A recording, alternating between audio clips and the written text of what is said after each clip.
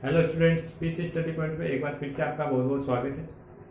P block elements अपन पढ़ रहे थे, जिसमें अपन पिछले वीडियो में हमने पी ब्लॉक एलिमेंट्स की हाइड्राइड ऑक्सीजन वगैरह रिएक्शन करवाई थी, हाइड्राइड्स पढ़े थे, ऑक्साइड्स पढ़े थे। आज अपन पढ़ने वाले हैं पी ब्लॉक एलिमेंट्स में वर्ग वाइज, जब एक एक ग्रुप के अकॉर्डिंग जो तत्व है उनके यौगिक पढ़ेंगे। जैसे वर्ग संख्या 15 में सबसे पहले नाइट्रोजन आता है, तो नाइट्रोजन के जो यौगिक है, महत्वपूर्ण यौगिक है, उनके बारे में पढ़ेंगे। और आज का जो अपना यौगिक है वो है डाई नाइट्रोजन। डाई नाइट्रोजन यानी N2 गैस। आज अपन वर्ग 15 में नाइट्रोजन का सबसे पहला सबसे महत्वपूर्ण यौगिक नाइट्रोजन गैस के बारे में पढ़ेंगे। सबसे पहले अपन देखते हैं नाइट्रोजन गैस को बनाने की विधियां। विरचन, नाइट्रोजन गैस का निर्माण अपन किस तरह से कर सकते हैं, नाइट्रोजन गैस को बनाने की कौन कौन सी विधियां।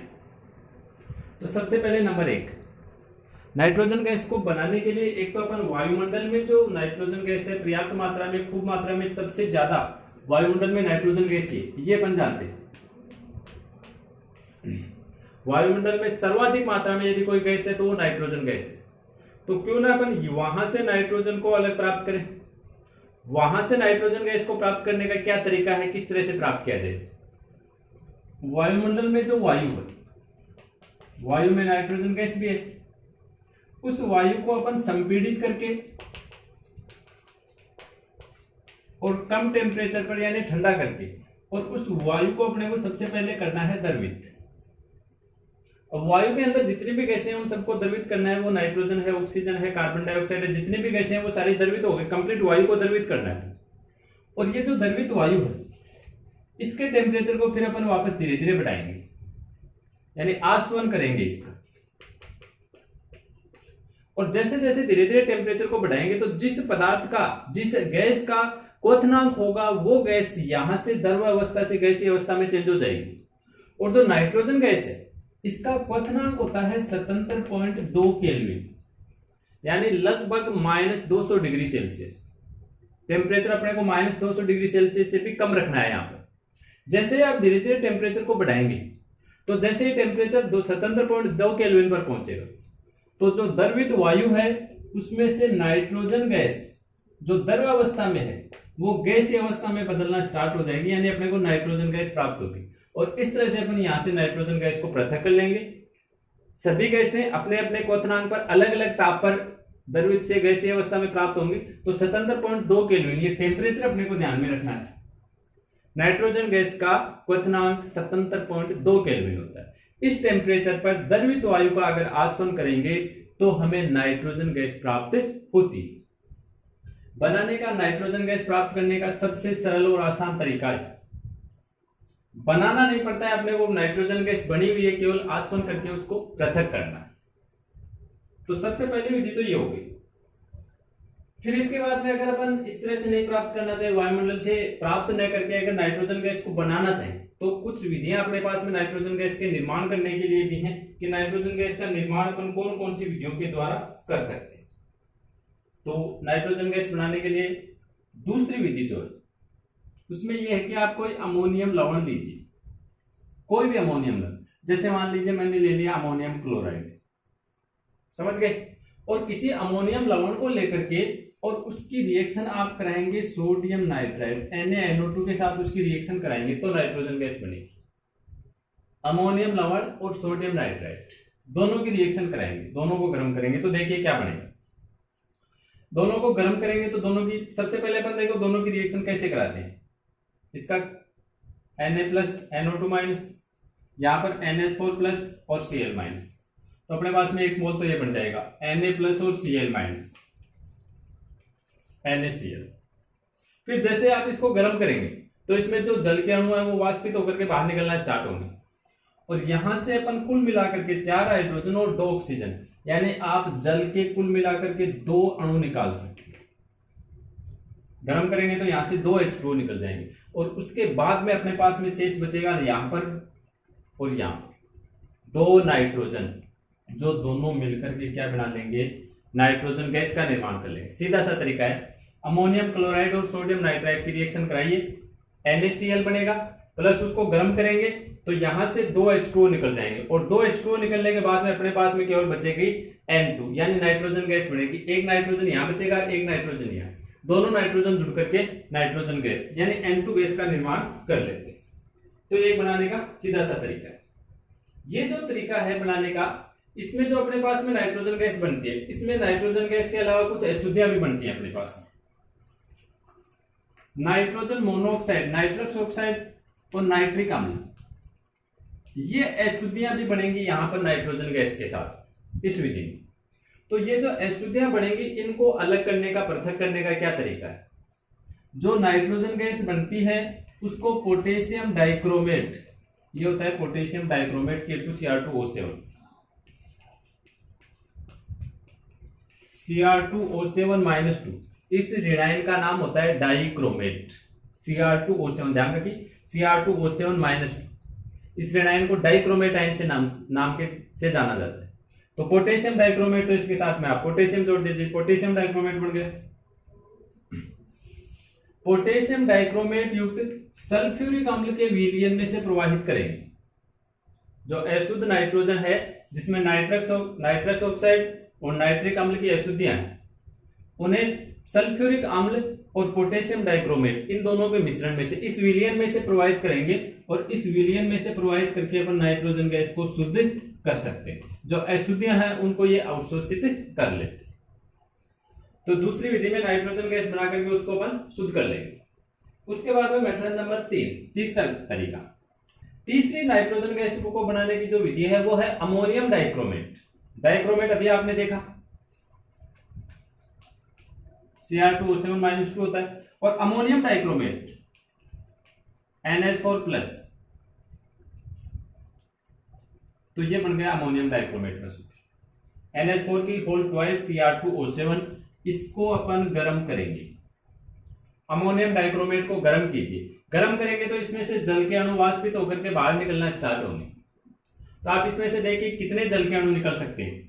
यहां पर आपके पास में देखिए टोटल 8 हाइड्रोजन है, 7 ऑक्सीजन।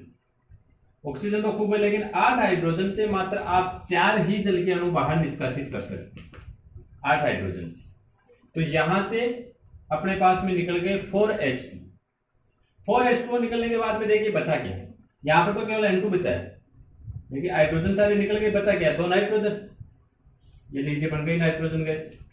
प्लस यहां पर आपके पास में क्या बचा है, देखिए 4 ऑक्सीजन निकल गए। तो 4 ऑक्सीजन निकलने के बाद में बचा है Cr2O3। ये नाइट्रोजन गैस का निर्माण हो गया इसमें। ये नाइट्रोजन गैस बनाने का तीसरा मेथड होगा। नेक्स्ट फोर्थ मेथड देखिए, एजाइड।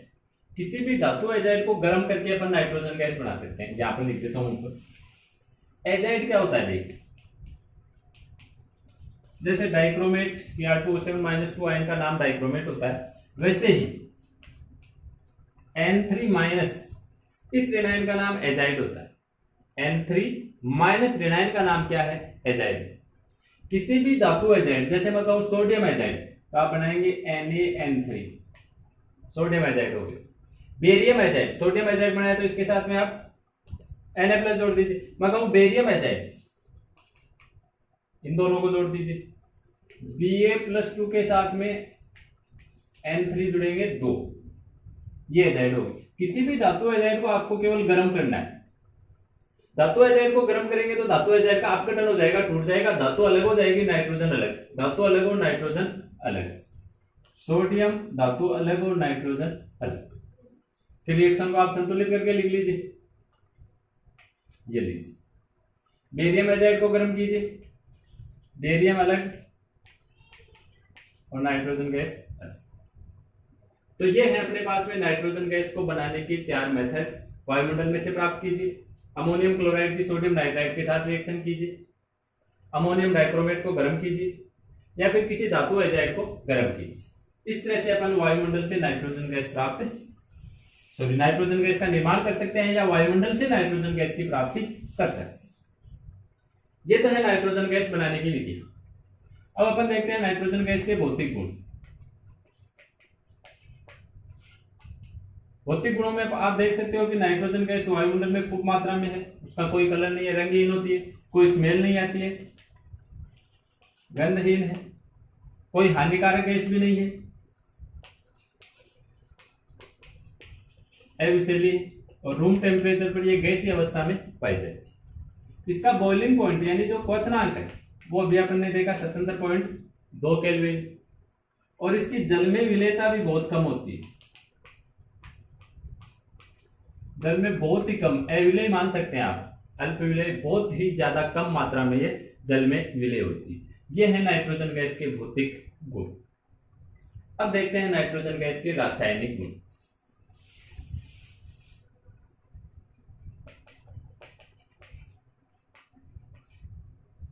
नाइट्रोजन गैस में नाइट्रोजन के दो परमाणु ट्रिपल बॉन्ड से बंधे हुए रहते हैं, N2, दो परमाणु जुड़े हुए हैं ट्रिपल बॉन्ड से। ट्रिपल बॉन्ड से जुड़े हुए हैं तो ट्रिपल बॉन्ड की बंध एंथैल्पी का मान भी ज्यादा होगा। सिंगल बॉन्ड होता है तो उसकी बंध एंथैल्पी कम होती है, डबल बॉन्ड ज्यादा स्ट्रॉन्ग होता है, एंथैल्पी ज्यादा होगी, ट्रिपल बॉन्ड की बंध एंथैल्पी और भी ज्यादा होगी। और नाइट्रोजन की जो बंध एंथैल्पी होती है वो होती है लगभग 941.4 किलो जूल प्रति मोल, जो कि बहुत ज्यादा है। यानी नाइट्रोजन की रिएक्शन कराना है तो आप इसे 341.4 किलो जूल प्रति मोल एनर्जी देंगे, तब जाकर के नाइट्रोजन की रिएक्शन होगी। अर्थात रूम टेम्परेचर पर नाइट्रोजन कोई रिएक्शन नहीं देता है, क्योंकि त्रिबंध की उपस्थिति के कारण इसमें आसानी से कोई रिएक्शन नहीं होती। रूम टेम्परेचर पर ध्यान रखिए, यहाँ पर कोई रिएक्शन नहीं होती। अगर आप नाइट्रोजन की रिएक्शन कराना चाहते हो तो उसको गर्म करना पड़ेगा, टेम्परेचर देना पड़ेगा, उसको ये एनर्जी देनी पड़ेगी।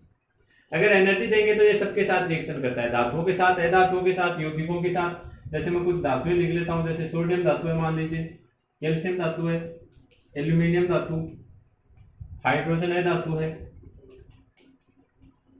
इनके साथ अपन रिएक्शन कराते हैं। ऑक्सीजन है धातु के साथ भी करा सकते हैं आप, यौगिकों के साथ में भी रिएक्शन होती है। और सबसे महत्वपूर्ण इसकी जो रिएक्शन यौगिकों के साथ होती है वो होती है कैल्शियम कार्बाइड के साथ में। ये रिएक्शंस होती है नाइट्रोजन की, लेकिन रूम टेम्परेचर पर कोई रिएक्शन नहीं होती है, केवल हीट देने से, टेम्परेचर देने से इसकी रिएक्शंस होती है। रिएक्शन करवानी कैसी है? सीधा सीधा इनकी संयोजकता के अकॉर्डिंग जोड़ते जाइए, विक्रिया होती जाएगी।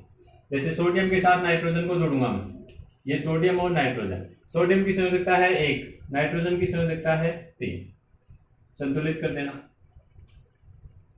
सोडियम नाइट्राइड, नाइट्रोजन के जो द्विअंगी यौगिक बनाएंगे आप धातुओं के साथ, इनको आप कहेंगे नाइट्राइड, नाइट्राइड। नाइट्रोजन के द्विअंगी, जैसे ये सोडियम नाइट्राइड बन गया, कैल्शियम के साथ कराएंगे तो कैल्शियम नाइट्राइड बनेगा। देखिए, कैल्शियम के साथ जोड़ना है नाइट्रोजन, कैल्शियम की संयोजकता होती है 2, नाइट्रोजन की संयोजकता 3, Ca3N2, कैल्शियम नाइट्राइड। एल्यूमिनियम के साथ जोड़ दीजिए, एल्यूमिनियम की संयोजकता 3 और नाइट्रोजन की भी 3, तो बनेगा Al(N). संतुलित करके लिखते जाइए। अधातुओं के साथ कराते हैं, देखो नाइट्रोजन के साथ हाइड्रोजन को जोड़ते हैं, तो नाइट्रोजन की संयोजकता है 3 और हाइड्रोजन की है मात्र 1। नाइट्रोजन और हाइड्रोजन की संयोजकता रिएक्शन से बनेगी अमोनिया।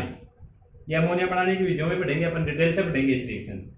ऑक्सीजन के साथ रिएक्शन करा दीजिए, नाइट्रस ऑक्साइड बन जाएगा। एक रिएक्शन ये है कैल्शियम कार्बाइड, ये जो है C2-2, इस आयन का नाम होता है कार्बाइड। कुछ 2-3 आयन्स आए हैं अपने नाइट्रोजन में, ध्यान रखना। डाइक्रोमेट आयन क्या होता है? एक तो एक एजाइड, एक कार्बाइड, आगे भी काम में आएंगे अपने। तो नाइट्रोजन यहां से कैल्शियम कार्बाइड में से एक कार्बन का प्रतिस्थापन कर देता है, एक ही कार्बन बचेगा, एक कार्बन का प्रतिस्थापन कर देगा, और नाइट्रोजन N2 में जो नाइट्रोजन के 2 परमाणु हैं, दोनों इसके अंदर जुड़ जाते हैं। इस प्रकार से एक कार्बन का प्रतिस्थापन करके नाइट्रोजन के दोनों परमाणु इसमें ऐड हो जाते हैं, NCN। इसका नाम होता है साइनेमाइड, NCN नाम क्या होगा? साइनेमाइड। इसको आप कैल्शियम साइनेमाइड बोल सकते हैं, कैल्शियम धातु जुड़ी है तो नाम हो जाएगा कैल्शियम साइनेमाइड। तो ये है नाइट्रोजन गैस के रासायनिक। और रासायनिक गुणों के बाद में अपन देखते हैं नाइट्रोजन गैस के उपयोग। नाइट्रोजन गैस अपने दैनिक जीवन में या उद्योग धंधों में किस तरह से कहां कहां पर क्या क्या काम में आती है, इसके क्या क्या उपयोग होते हैं, क्या क्या इसके यूजेज होते हैं। तो चलिए देखिए, सबसे पहला एक तो आप ये बता सकते हैं कि नाइट्रोजन से अनेक प्रकार के यौगिक बना सकते हैं। जैसे नाइट्रोजन से साइनेमाइड बना सकते हैं, अमोनिया बना सकते हैं, नाइट्रिक अम्ल, अमोनिया से नाइट्रिक अम्ल भी बनाएंगे अपन, आगे आएगा ये भी। तो नाइट्रोजन का उपयोग नंबर एक मिनट में लिख करके बता देता हूं आपको। देखिए,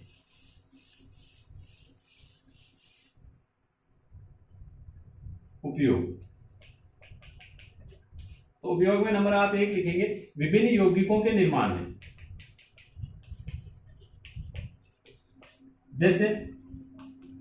जैसे साइनेमाइड,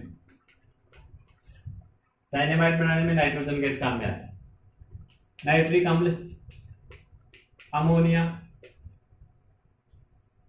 नाइट्रोजन के बहुत सारे, नाइट्रोजन गैस की सहायता से बहुत सारे यौगिकों का अपन निर्माण कर सकते हैं। नंबर 2, अभी अपन ने देखा कि जो नाइट्रोजन गैस है रूम टेम्परेचर पर कोई रिएक्शन नहीं करता, यानी इसका उपयोग अपन अक्रिय वातावरण उत्पन्न करने में कर सकते हैं। जो इस्पात उद्योग होते हैं इनमें नाइट्रोजन गैस का उपयोग किया जाता है अक्रिय वातावरण उत्पन्न करने के लिए। नाइट्रोजन गैस काम में आती है। जो लिक्विड नाइट्रोजन होती है, द्रव नाइट्रोजन, इसका उपयोग प्रशीतक के रूप में किया जाता है। प्रशीतक यानी जो ठंडी करने वाले पदार्थ होते हैं, ठंडी उत्पन्न करने वाले, ठंडी गैस। तो द्रव नाइट्रोजन, द्रव अमोनिया भी इसमें काम में आती है, क्लोरोफ्लोरोकार्बन भी प्रशीतक के रूप में काम में आते हैं। तो ठीक वैसे नाइट्रोजन गैस है, ये इसका उपयोग भी अपन प्रशीतक के रूप में कर सकते हैं। और इसके अलावा जो नाइट्रोजन गैस है, इसका उपयोग गैस तापमापी बनाने में किया जाता है। ये देखिए, गैस तापमापी क्या होता है। नॉर्मली अपन जो थर्मामीटर होता है, तापमापी होता है, वो अपन देखते हैं मरकरी से, Hg से बना हुआ होता है, जिससे अपन टेम्परेचर मापते हैं। लेकिन यदि अपने को हाई टेम्परेचर का मापन करना हो तो मरकरी वाला जो थर्मामीटर होता है उससे की सहायता से अपन हाई टेम्परेचर का मापन नहीं कर सकते। हाई टेम्परेचर मापने के लिए दूसरा तापमापी आता है जिसको गैस तापमापी कहते हैं। और ये जो गैस तापमापी होता है, इसमें नाइट्रोजन गैस यूज में ली जाती है। नाइट्रोजन गैस के द्वारा बनाया जाता है गैस तापमापी। तो नाइट्रोजन गैस का एक यूज ये भी हो गया कि गैस तापमापी बनाने में नाइट्रोजन गैस का यूज होता है। तो ये था आज का अपना यौगिक नाइट्रोजन गैस, जिसको बनाने की विधियां, भौतिक गुण, रासायनिक गुण और ये इसके कुछ उपयोग हमने देखे। अगले वीडियो में आपके लिए एक नया यौगिक लेकर के आएंगे। आज के वीडियो को अंत तक देखने के लिए आपका बहुत बहुत धन्यवाद। अगर वीडियो आपको अच्छा लगे तो लाइक कीजिए, कमेंट कीजिए और अपने फ्रेंड्स के साथ में शेयर कीजिए। धन्यवाद।